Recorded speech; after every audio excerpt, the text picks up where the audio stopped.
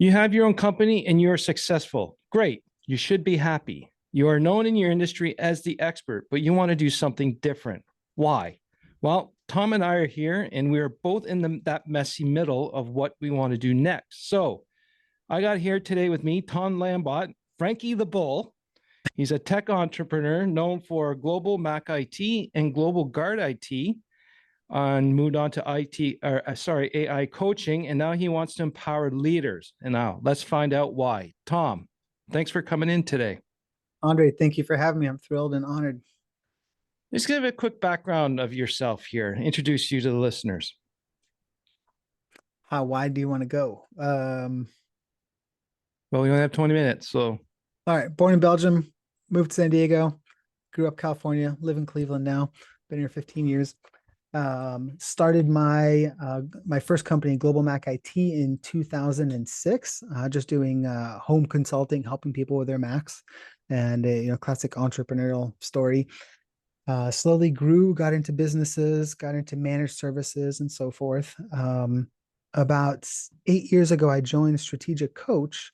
And when I first learned the concept of unique ability and we kind of worked through that, I had a big aha kind of awakening moment going, what the hell am I doing running a managed service IT company? I had lost the passion and excitement for the technology and for what I was doing. And I realized, like, I am a coach. Like, that's what I should be doing. I've always been successful in my ventures through being able to coach and helping people develop and kind of do those things. But I had never officially coached as the true medium. It was almost kind of a supporting trait that affected everything I did, but I never did it with true awareness and intention, if that makes sense. And it makes complete sense to me. Yep. So about that time that I joined Strategic Coach, we also had we had a huge growth year in my company, 60% growth, very exciting. But a lot of people who go through those big, exciting times are also familiar with the other side, where we didn't have the systems and the processes in place. And so we lost 40% of our business in the beginning of the next year because clients were falling out the back as soon as we were throwing them on. So that's when we decided to hire an EOS implementer.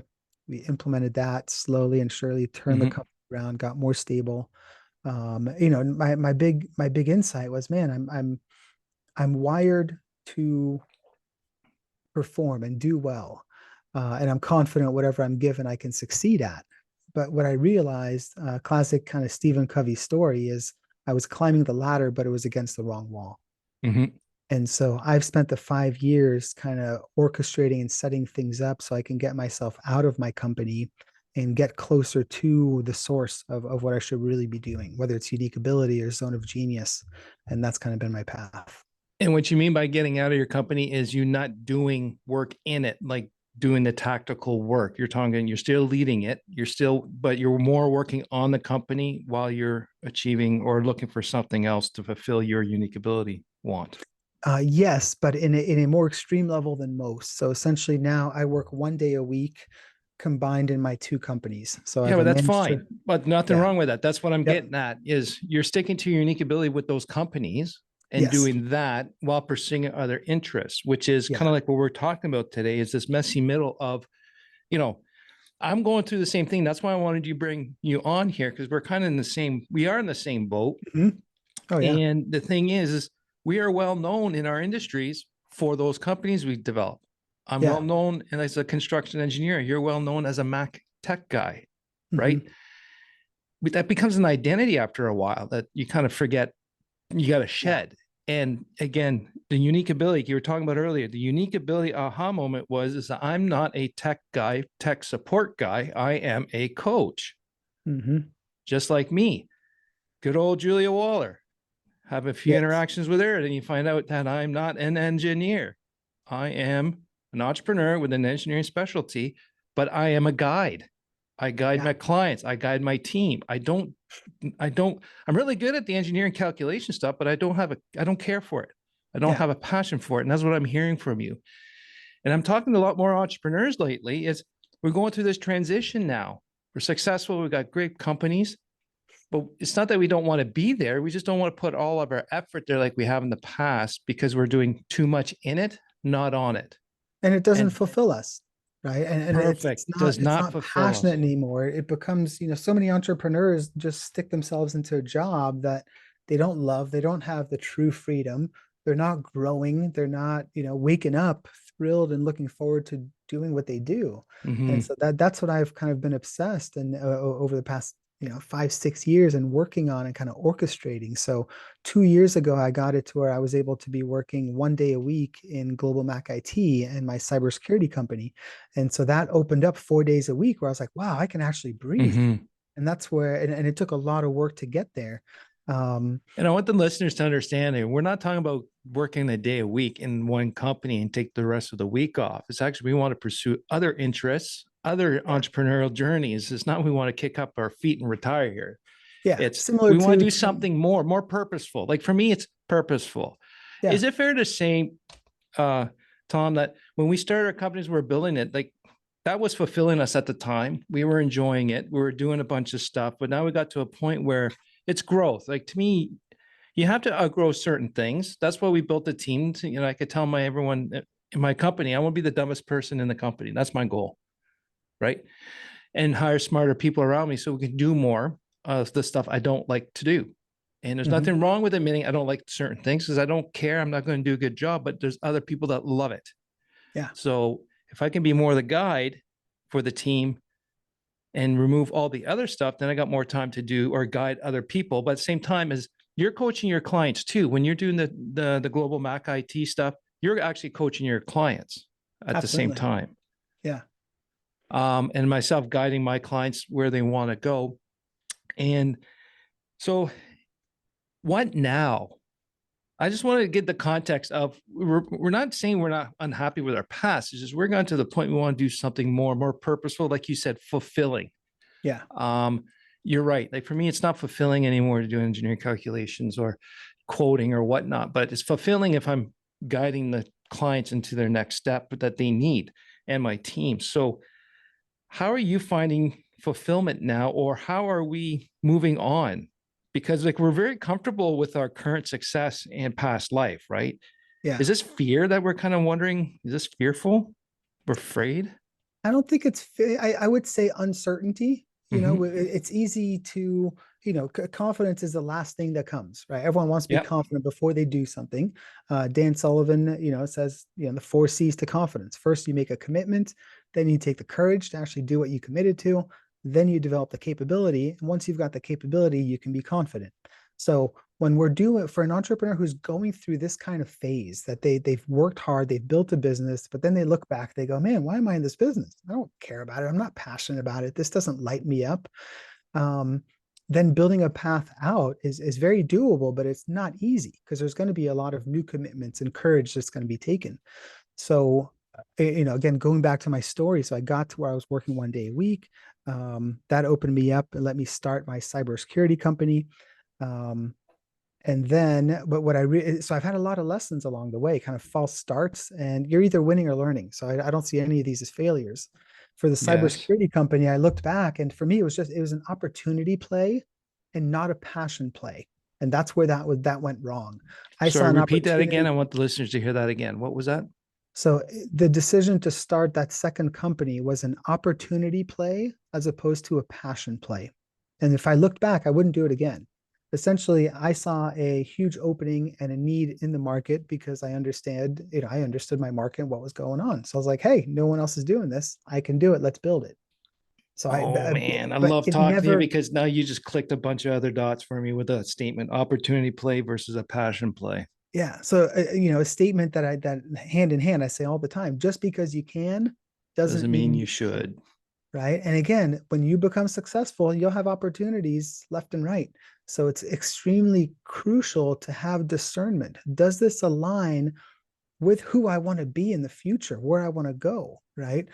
Um, so I did that, and then last year I started a partnership with Mike Koenigs, another great coach member of Mm-hmm. Free Yeah, we Zone, know. Yeah. and we started doing some AI training. I actually hired him first to build my next company, which is called One Day Work Week, kind of built off what I did. which the purpose of that is to help other entrepreneurs, get to this point where they're working 1 day a week, and, not to sit on the beach and work 1 day a week, but Yeah. to reinvent themselves, to have room to breathe, to really create what they want to most want to do. And so we jumped in. So we built that business. We connected really well. There was a huge, again, opportunity with AI stuff. I love technology. I'm really good at simplifying technology. Yes, you are. So, Yep. and so we created the AI accelerators for entrepreneurs course, which has done extremely well. We're just under $1 million in sales over just 2 launches. So it's been financially very rewarding. I really enjoy doing it. It's fun. But in pursuing that, so that was kind of pursuit number 1 was a cybersecurity company, right? Mhm. Pursuit number 2 was going into this. It was huge for me because it was a big jump fully out of my company. I stepped out as CEO, I promoted my CEO, and so I'm now president, and I work even less in the companies, but they're still growing and doing really well. Still under your leadership, of course. Still under my leadership Yeah. and ownership and all that. And so we started doing the AI. It was fun. I got to teach Tony Robbins how to use AI at his house in Florida. I worked with him one-on-one for 40 minutes and got to teach his Platinum Lion members. Got to present at Abundance 360, with Mike and Peter Diamandis. Work with billionaires, all kinds of super fun, really exciting opportunities, and learned a lot. But at the end of the year, I looked back and I said, man, this was an amazing year. But if 2024 is a repeat of 2023, it'll be a complete effing failure, right? Yeah. And that's the only way you learn. You stop and you look back and you go, okay, what worked? What didn't work? What do I want to create next? Nice. Nice. So you're talking about a lot of tech stuff, engineering tech, but let's just use what we learned. Okay, me and you've learned a lot of technical stuff, sciencey shit from my part. You're a sciencey dude anyways, but all the other listeners too are not in our world. You guys got a lot of what I call still technical knowledge of whatever your service is, either be it marketing, various consulting. But we need that understanding to start a company. Mm-hmm. Would you agree? So to Yeah. start a company, you need that knowledge and build it. And it gets to the point where transformational work comes with time. Once we learn more, like you said, like we were, opportunity, well, not opportunity, sorry, where's that note? The past is experiences we learn with our experiences. And with that, we transform because like me and you, we see what happened. What can we do to avoid it next time? What's the message? What was the lesson out of it? And move forward. And like you, that's why I got a lot of respect for you. Is you're really good at sharing your knowledge and your wisdom. Actually, you're more about sharing wisdom than knowledge, because knowledge is facts, but you know how to apply that fact to whatever the conversation is. So that's where I call there's wisdom. So now what we're talking about is no longer a startup requiring technical knowledge here. We Mm-hmm. need transformational either experience but for me, it's more about, I don't want to speak for you, but I want to deal with transformations, not just change or improvement here. It's transformational to the point where, well, the entrepreneurs I want to work with, I want them to transcend the next level. Absolutely. So Yeah. how do we do this next step? Me and you, we've been pondering, whoa, how should we do? What should we do? Blah, blah, blah. But we have that attachment, we're still sometimes, tied around the waist to the company. I think it's our old self saying, no, you started it. You should be, I think that's societal bullshit. You should be still working in it and doing it, but cutting it off. I like how you said uncertainty kind of keeps us tied a little bit. Well, I kind of correlate that to still being tied to the companies, uncertainty of the next step. So what have you processed over the last few months? So you said this morning, at the time of recording, you said you just signed your first long-term client in your transformational coaching. Mm-hmm. We'll discuss more of that near the end of the show. From a few months ago when we started talking about this concept or idea here to this morning, what has changed? What in your head has flipped? I think I know something flipped in your head that just went, okay, let's go. Can you 100%. recall that? Yeah. So the big question I was sitting in for Q1, really, right? So essentially, I realized that, continuing to work with Mike, it was just a 1 year thing, no bad blood, love the guy. We love each other. He's great. But I want to be on my own. And again, I didn't want to shift and break out and become the AI guy and just tie myself to the tech. And so for the quarter one, it was like, well, what kind of coaching am I doing?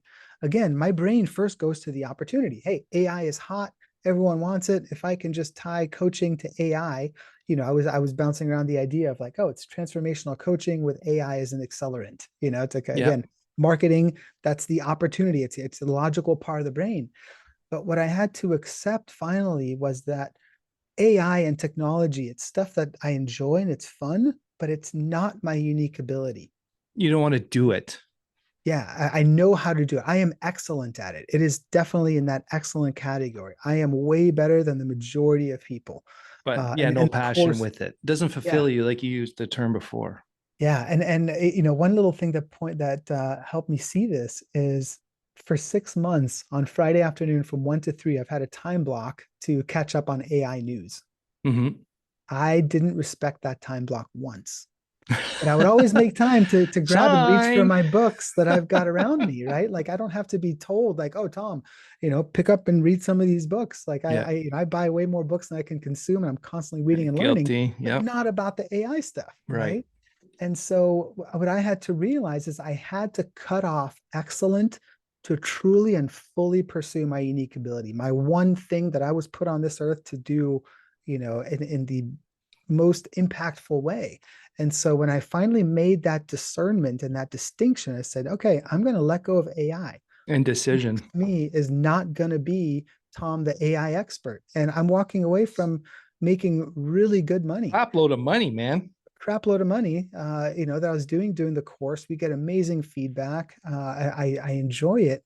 But it's not the one thing. And so I am such a strong believer that is one of the most important things listeners here can do is find out what is your unique ability. There's a book called Unique Ability 2.0 by Julia Waller. You can Yeah, start she's there. been on a few times. Yeah, yeah. The Zone of Genius. Yeah. By what Gay's book, we were The Big Leap, Yeah. right? These are all. It's not a novel idea, but taking the time to really dig in and find out what is your one thing. I believe every person on this planet has a set of God-given talents, and 99% never figure out what that is. And even out of those that do figure out what it is, that's only step one. Step two is, okay, now let's curate your life so that you constantly spend more time doing this thing, Yeah. because that's where all your value creation, your excitement, your passion, your contribution is going to come from. And we get a lot of challenges and pushback from general society because that's not how you're supposed to do it. You're supposed to do work. The other thing too, like you were just saying there, like listeners, we've talked about unique ability and that one thing, and you're right. I remember about a couple of years ago, I was talking to someone at one of our workshops, and it was just like, you know what? I'm actually shedding my excellent duties right now to get to more unique Mm-hmm. ability. And you're right. That means that's where our transformation's occurring, because excellent is we're well known for it. We're really good at it, but we just don't, I don't know. Passion is the better word, but I just say I don't care to do it, but I'm really good at it. I don't have to think about it.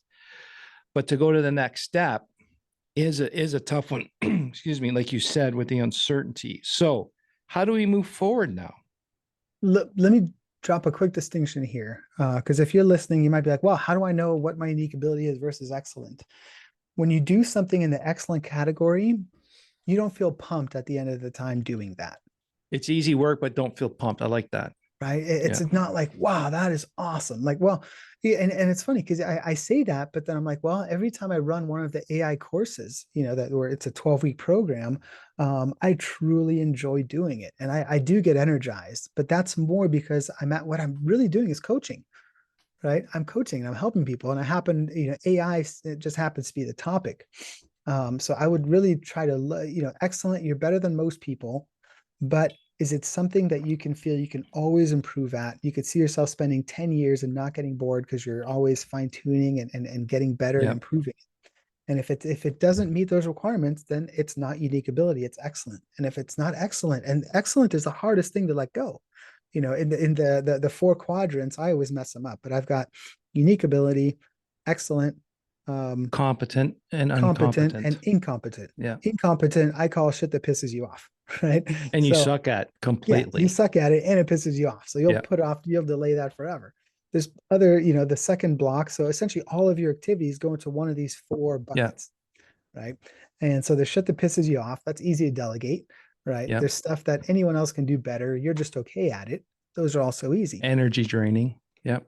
Energy And then draining. the competent is you're good at it, but really don't care for it. Yeah, and anyone could do better than you, really. Yeah. You're Yeah. the good person. And then excellent is the biggest challenge.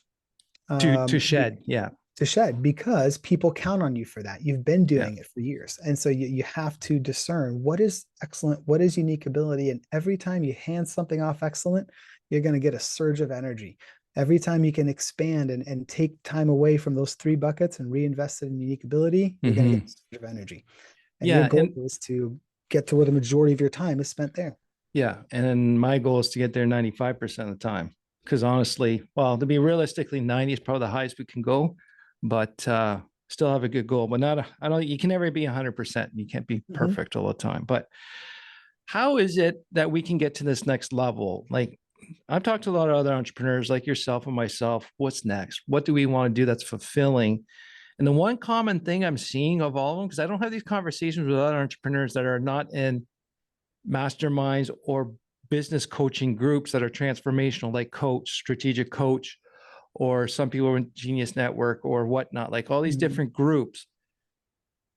It's all about transformational change. Like I spent a lot of cash over the last 15 years on these types of things.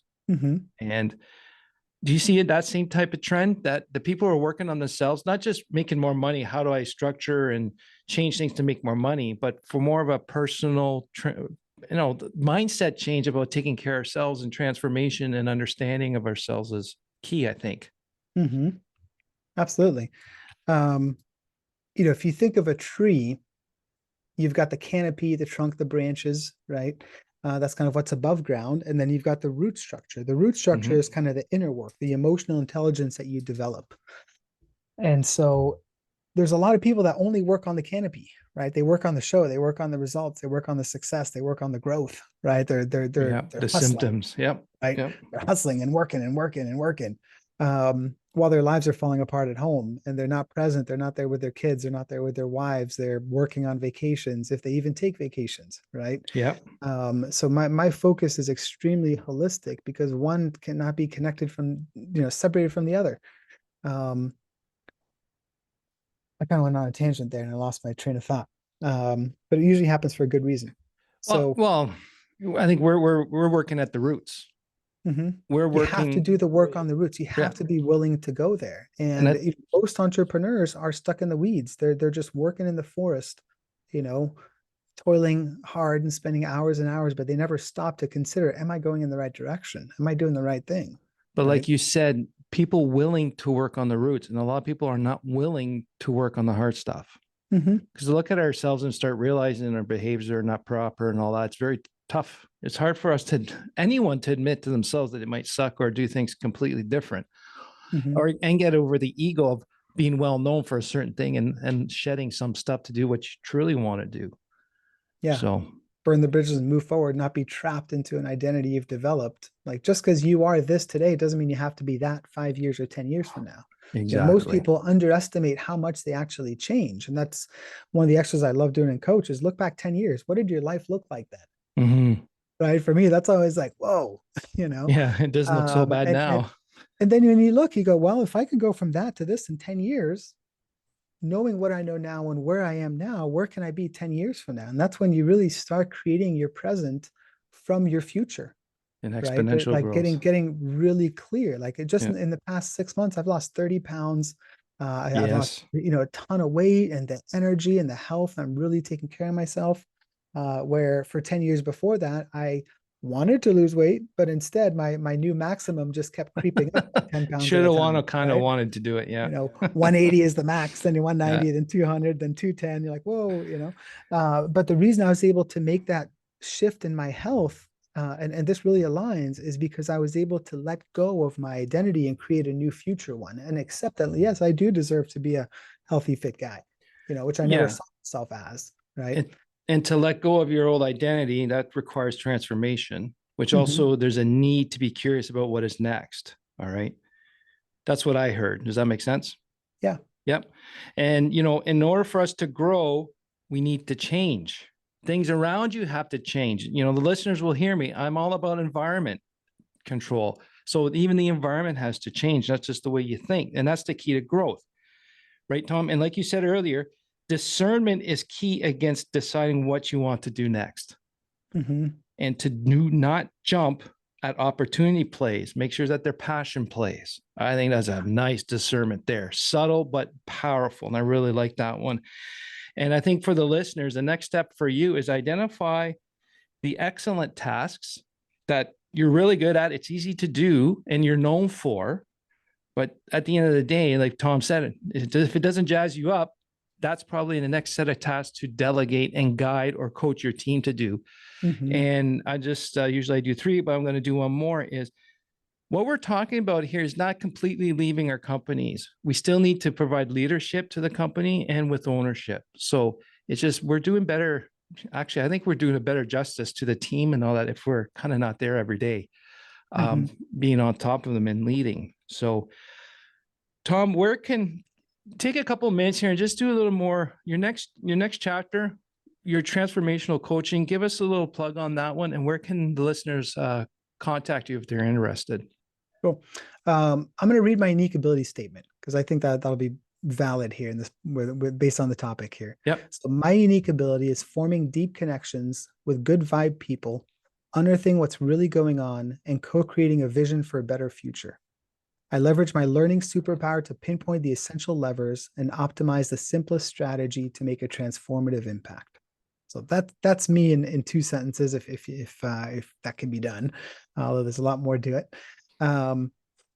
So they can connect me with me on LinkedIn. Probably easiest place to find me, Tom Lambot. I am the only one that I know of. Also, they can go to myonedayworkweek.com. It's all spelled out, ONE for one, or just shoot me an email at tom@myonedayworkweek.com.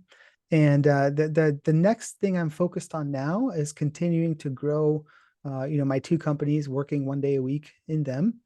And the other 4 days, what I'm devoting myself to is coaching heart-led, impact-driven, high-performing entrepreneurs. And what I'm doing exclusively is just essentially at the end of the day, it's helping them close the gap between their default line where they are now versus their potential.